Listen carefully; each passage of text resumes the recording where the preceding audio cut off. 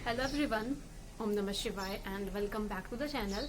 आई hope कि आप सभी ठीक होंगे और अपना भी ध्यान रख रहे होंगे और आप सभी की तैयारी भी एकदम अच्छे से चल रही होगी।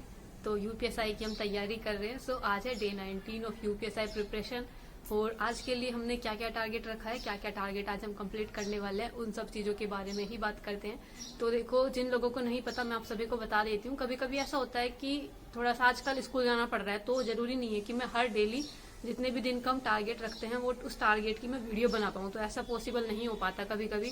तो जो भी टारगेट होता है उसको मैं टेलीग्राम चैनल पर पहले ही मॉर्निंग में अपलोड कर देती हूँ, तो वहां से आप लोग देख लिया करो। क्योंकि मेरे पास कुछ कमेंट्स आए थे दीदी कि हम टेलीग्राम नहीं चलाते, इसलिए हमको नहीं मिल पाता है। तो प्लीज एक बार आप कोशिश करना, आपको टेलीग्राम चलाकर देख लेना। मतलब जो भी चीजें एक बार आप कोशिश करना, तो टेलीग्राम पर आपको मॉर्निंग में ही आपको जितना भी टारगेट होता है वो मिल जाता है। तो अब बात करते हैं, आज है डे 19 ऑफ यूपीएसआई प्रिपरेशन और आज हम क्या क्या चीजें पढ़ने वाले हैं, क्या क्या चीजें चल रही हैं, कहाँ से चल रही हैं। आज थोड़ी सी इसके बारे में ही बात करेंगे, क्योंकि मुझे लगता है काफी टाइम हो गया जब मैंने इस तरह की वीडियो बनाई है।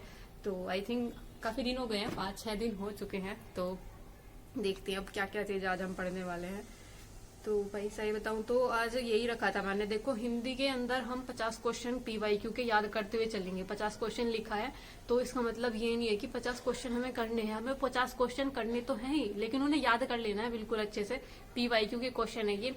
तो जिस बुक से हम हिंदी कर रहे हैं वो है यूनिवर्सल की, राजपाल सिंह जी की। उससे 3rd चैप्टर पर आ रहे हैं उस बुक के हम, क्योंकि कुछ लोगों के पास नहीं होगी वो बुक, उनके पास कोई अदर बुक होगी। तो इसलिए मैंने आप सभी को बुक भी बता दिया कि कहाँ से मैं पढ़ रही हूँ। यूनिवर्सल राजपाल जी की 3rd चैप्टर हमारा चल रहा है, इसके पीवाईक्यू चल रहे हैं। और 3rd चैप्टर के अंदर जो चीजें थी उसमें उपसर्ग पड़ती है और ये सारी चीजें थी इसके अंदर। तो इसके अंदर हम पढ़ रहे हैं, इसमें 50 क्वेश्चन याद किए हैं पीवाईक्यू वाले। बाकी और इसके बाद में बात करूँ ना मैथ्स की, तो मैथ्स में यही चल रहा है, रेशो और प्रपोर्शन वाला चैप्टर, जो हमने अभी कुछ दिन पहले शुरू किया। रेशियो और प्रपोर्शन का चैप्टर 50 क्वेश्चन करेंगे। तो मुझे लगता है मैथ्स आजकल थोड़ा ठीक ठाक चल रहा है, मतलब ज्यादा डिफिकल्ट भी नहीं है, इजी भी नहीं है। जिस बुक से हम कर रहे हैं उससे ठीक चल रहा है। लेकिन मैं बात करूँ ना, जैसे ये चैप्टर जो हम पढ़ रहे हैं रेशियो और प्रपोर्शन वाला, आप सभी को भी पता है कितने सारे हम मॉक टेस्ट देकर देख चुके हैं। टेक्स्ट बुक पर मैंने आई थिंक अभी इस टाइम तक मैं बात करूँ तो मुझे लगता है हमने आई थिंक 10 मॉक टेस्ट लगा लिए होंगे, क्योंकि कुछ अब लगाए हैं और कुछ हमने जनवरी के टाइम पर भी लगाए थे। जनवरी और फरवरी में भी कुछ मॉक टेस्ट लगाए थे। तो अगर मैं अभी तक के सारे टोटल मॉक टेस्ट ऐड करूँ तो मुझे लगता है कि हाँ 8 या 9-10 के करीब हो गए होंगे शायद। तो इतने हम मॉक टेस्ट लगा चुके हैं और उन सब से जितना मैंने एनालिसिस किया है, तो मुझे मैथ में एक चीज पता चली है। वैसे जो हम चैप्टर ये पढ़ रहे हैं मैथ का, रेशियो और प्रोपोर्शन वाला, मुझे इससे कोई क्वेश्चन नहीं दिखता मैथ के अंदर, बल्कि इस टाइप का जो एकदम रेशियो प्रोपोर्शन वाले मेथड पर होता है। शायद रीजनिंग के अंदर कुछ इस टाइप से आ जाते हैं, जिसको एनालॉजी ही बोलूंगी। वैसे रेशियो प्रोपोर्शन में भी नहीं जाएगा वो तो मैथ ये पढ़ रहे हैं हम चैप्टर, लेकिन इस चैप्टर से ज्यादा क्वेश्चन नहीं देखने को मिलते यूपीएसआई एग्जाम के अंदर। मतलब अभी तक जो मैंने दिए हैं उसमें तो मुझे कुछ ज्यादा ध्यान नहीं है कि इस चैप्टर से कोई क्वेश्चन आया हो। तो मैथ में रेशियो प्रोपोर्शन चल रहा है। रीजनिंग में अभी नया चैप्टर स्टार्ट किया, लॉजिकल अरेंजमेंट ऑफ वर्ड्स, जिसमें वर्ड्स दिए जाते हैं उनको अलग अलग से अरेंज करना। तो ये सब चीजें थी। रीजनिंग चल रही है ठीक ठाक, रीजनिंग हो जा रही है थोड़ा सा आराम से। और अभी इससे पहले जो हमने चैप्टर पढ़ा था ना, आउटपुट और इनपुट वाला, सही बताऊं तो मैं मतलब जब मैंने वो चैप्टर पढ़ा उस टाइम पर मुझे अच्छे से समझ आ रहा था कि हाँ इजी है, हो जाएगा हो जाएगा। लेकिन अभी जो मैंने लास्ट जो संडे में मॉक टेस्ट दिया था ना, तो उसमें मेरे रीजनिंग में 30 क्वेश्चन ठीक हुए थे और 10 क्वेश्चन गलत थे आई थिंक, जहां तक मुझे अच्छे से याद है। तो इतने जो क्वेश्चन गलत थी ना मेरे, ज्यादातर यही गलत थे, इनपुट और आउटपुट वाले। क्योंकि टाइम इतना कम होता है, फिर उसके बाद उतने चरण बनाना और उसको ध्यान में रखना, शायद मुझे लगता है कहीं ना कहीं अभी मेरा इतना अच्छे से क्लियर नहीं हुआ है चैप्टर, इनपुट और आउटपुट वाले चैप्टर की मैं रीजनिंग में बात कर रही हूँ। तो आई थिंक 3 से 4 क्वेश्चन आते ही आते हैं इस चैप्टर से, जो कि मेरे सारे ही गलत थे, क्योंकि मैं उतने टाइम के अंदर बना ही नहीं पाई थी। तो रीजनिंग में फिलहाल तो लॉजिकल अरेंजमेंट चल रहा है, 50-50 क्वेश्चन हम करते हैं, जिसमें जैसे मैथ हो गया और रीजनिंग वाला पार्ट हो गया, इसके अंदर हम डेली 50-50 के क्वेश्चन करते हैं। और बाकी जो चैप्टर्स पढ़ने हो जाते हैं, मतलब जिसमें हम चैप्टर्स पढ़ते हैं उसमें 2-3 पेज के करीब कोशिश करते हैं पढ़ने की। तो ज्योग्राफी में पढ़ रहे हैं जलवायु वाला पार्ट, जिसमें हम भारतीय जलवायु के बारे में पढ़ेंगे, जो कि मुझे लगता है जलवायु कोई ज्यादा बड़ा चैप्टर तो नहीं है, छोटा सा ही है, लेकिन इसमें हमें थोड़ा सा यूपी की जलवायु के बारे में भी पढ़ लेंगे। देखो, एकदम पूरा पढ़ेंगे ही कि जलवायु है क्या, मतलब ऐसा नहीं है कि जलवायु 1-2 दिन में चेंज होती है, पूरे 30-35 साल के करीब इसको लगता है। मतलब पिछले 32 सालों की आई थिंक मौसमी दशाओं का जो योग होता है वो जलवायु है। तो इस तरह से हम इंडिया की तो पढ़ेंगे ही, लेकिन स्पेशली हमारे यूपी की कैसी है उसको भी पढ़ेंगे, क्योंकि आपको पता है देखो यूपी जी के वाला पार्ट भी आता है। वैसे जहां तक मैं बात करूं, जितने भी अभी मैंने मॉक टेस्ट लगाए हैं, जिसमें कॉन्स्टिट्यूशन वाले पार्ट के अंदर मुझे यूपी जीके से कोई क्वेश्चन नहीं मिलता देखने के लिए, क्योंकि मेरे पास पहले भी बहुत सारे कमेंट आए थे, दीदी कि आप यूपी जीके क्यों नहीं पढ़ते हो, यूपी का एग्जाम है, यूपीएसआई का एग्जाम है, तो यूपी जीके भी तो आएगी इसके अंदर, तो हो सकता है आए, लेकिन मैंने अभी तक किसी भी पेपर में मतलब किसी भी जितने भी मैंने मॉक टेस्ट लगाए या पीवाईक्यू लगाए उसमें मुझे कुछ ज्यादा क्वेश्चन नहीं मिले देखने के लिए यूपी जीके से। और अगर आती भी है तो मेरे पास थोड़े बहुत नोट्स रखे हुए हैं यूपी जीके के, यूपी पुलिस के टाइम पर मैंने बनाए थे, तो मुझे लगता है कि काफी सारी चीजों से कवर हो जाएंगी, जैसे यूपी के मेले हो गए, यूपी के जितने भी वन्यजीव विहार हैं, कहाँ पर कौन सा बना हुआ है, ये सब यूपी में कौन कौन से मतलब जो प्रमुख स्थल हैं।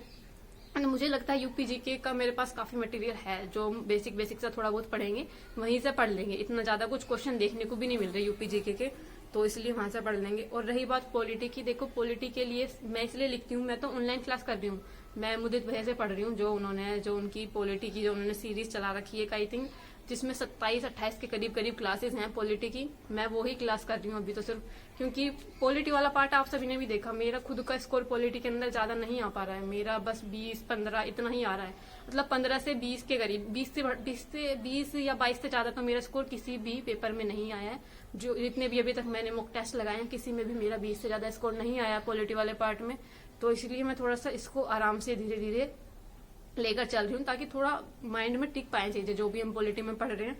तो यही था बस आज का कुछ टारगेट की क्या क्या चीजें हम पढ़ने वाले हैं, डे 19 के लिए यही सब टारगेट रखा था मैंने कि ये सारी चीजें कंप्लीट करेंगे आज। तो आई होप कि आप सभी की भी तैयारी सही से चल पा रही होगी, तो आई होप कि आप सभी की भी तैयारी एकदम अच्छे से चल पा रही होगी। तो अब बात करते हैं कुछ जनरल, जैसे कि मेरे पास कुछ कमेंट्स आए थे उनके बारे में, जिसमें एक क्वेश्चन था कि दीदी आप टेक्स्ट बुक पर जो मॉक टेस्ट लगा रहे हो वो सभी के पास नहीं है, आपने तो परचेज कर रखे हैं, लेकिन जरूरी नहीं है कि सभी ने परचेज कर रखे हो टेक्स्ट बुक पर, चाहे वो मॉक टेस्ट हो या पीवाईक्यू हो। तो सभी ने ये बोला था कि दीदी आप आरडब्ल्यूए का भी लगाया करो मॉक टेस्ट, क्योंकि आरडब्ल्यूए पर तो फ्री में अवेलेबल है, वहां पर यूपीएसआई के मॉक टेस्ट हर संडे नहीं होता, आई थिंक एक संडे को छोड़ने के बाद नेक्स्ट संडे वहां पर यूपीएसआई का मॉक टेस्ट आता है। तो इस तरह से मुझे इस तरह के कुछ कमेंट आए थे, तो देखो नेक्स्ट संडे देखते हैं आरडब्ल्यूए से मॉक टेस्ट लगाकर देखते हैं कि क्या स्कोर रहता है।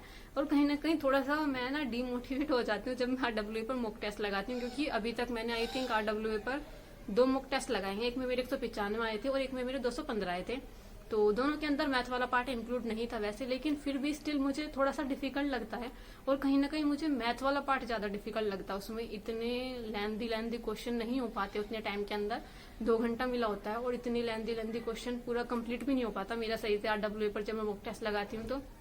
लेकिन इस बार क्योंकि काफी सारे कमेंट आए थे, तो चलो एक बार ट्राई जरूर करते हैं आरडब्ल्यूए पर एक मॉक टेस्ट इस बार संडे में लगाकर देखते हैं कि कितना स्कोर है, क्या तैयारी चल रही है, थोड़ा सा कहीं ना कहीं थोड़ी सी चीजें पता चलेंगी कि कहाँ किस जगह पर हमें थोड़ा वर्क करने की जरूरत है, कहाँ पर हमारा ज्यादा कम स्कोर आ रहा है।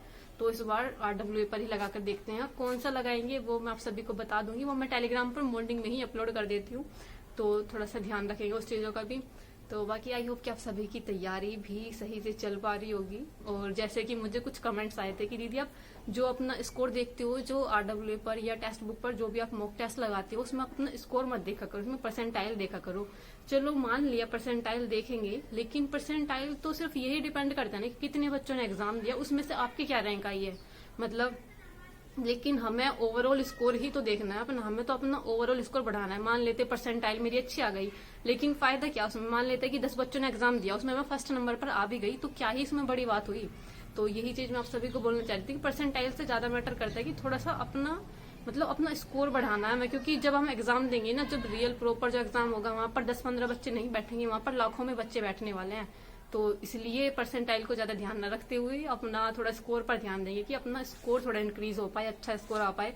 एटलीस्ट जब मुझे लगता है कि 280 से प्लस हमारा हर मॉक टेस्ट के अंदर या हर प्रीवियस ईयर के अंदर मॉक टेस्ट का या प्रीवियस ईयर के अंदर 280 प्लस स्कोर आने लगेगा ना, तब मुझे लगता है कहीं जाकर थोड़ी हमारी तैयारी अच्छी हो पाएगी, हम टाइम मैनेजमेंट करना सीख पाएंगे जब इतना स्कोर आने लगेगा। अभी की बात नहीं कर रही मैं, अभी तो पता नहीं क्या ही हो रहा है, मुझे यही समझ नहीं आ रहा हो क्या रहा है।